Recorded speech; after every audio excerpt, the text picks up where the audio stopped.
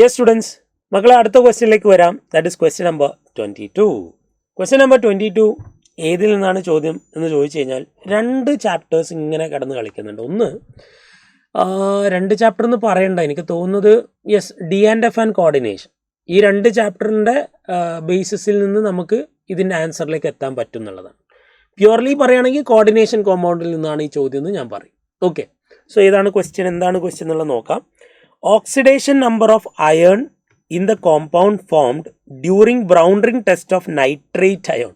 അപ്പോൾ actually nitrate അയോണിൻ്റെ ടെസ്റ്റൊക്കെ നമ്മൾ analytical കെമിസ്ട്രിയില്ല, പക്ഷേ ഈ കോംപ്ലക്സിൻ്റെ സെൻട്രൽ മെറ്റൽ ആറ്റത്തിൻ്റെ ഓക്സിഡേഷൻ നമ്പറിനെ കുറിച്ച് ഡിസ്കസ് ചെയ്യുന്നതൊക്കെ കോർഡിനേഷൻ കോമ്പൗണ്ടാണ്.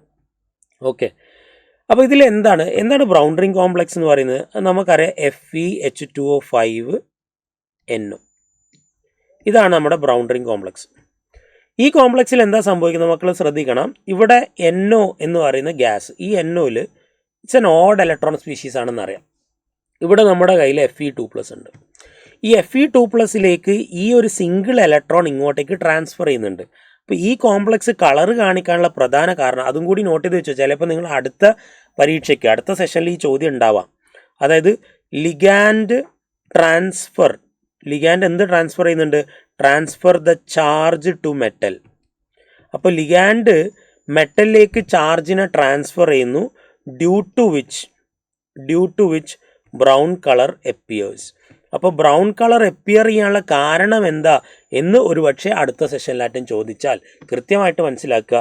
NO എന്ന ലിഗാൻഡിന് ഒരു പ്രത്യേകത ഉള്ള, അത് ഓഡ് ഇലക്ട്രോൺ മോളിക്യൂളാണ്. അപ്പോൾ ഓഡ് ഇലക്ട്രോൺ സ്പീഷീസ് എന്താ ചെയ്യുക? സാധാരണ ഈ ഓഡ് ഇലക്ട്രോൺ മോളിക്യൂള്, ഈ സ്പീഷീസ് അവൻ്റെ ഒരു ഓഡ് ഇലക്ട്രോണിനെ നേരെ സെൻട്രൽ മെറ്റൽ ആറ്റത്തിലേക്ക് ഡൊണേറ്റ് ചെയ്യുന്നു, അല്ലെങ്കിൽ ട്രാൻസ്ഫർ ചെയ്യുന്നു. അപ്പോൾ Fe+2 സ്റ്റേറ്റിൽ നിൽക്കുന്ന ആൾ എന്തായിട്ട് മാറും? Fe+ സ്റ്റേറ്റിലായിട്ട് മാറും. ഇത് N ഡബിൾ ബോണ്ടോ, ഇവിടെ ലോൺ പെയർ ഉണ്ടോ, ഇവനും പോസിറ്റീവ് ചാർജാണ്. അപ്പോൾ ഇവൻ്റെ ഓക്സിഡേഷൻ സ്റ്റേറ്റും +1, ഇവൻ്റെ ഓക്സിഡേഷൻ സ്റ്റേറ്റും +1 ആണ്. സോ ഇവിടെ ചോദിച്ചിരിക്കുന്നത് oxidation number of iron in the compound form during brown ring test for nitrate ion is 1. Thank you.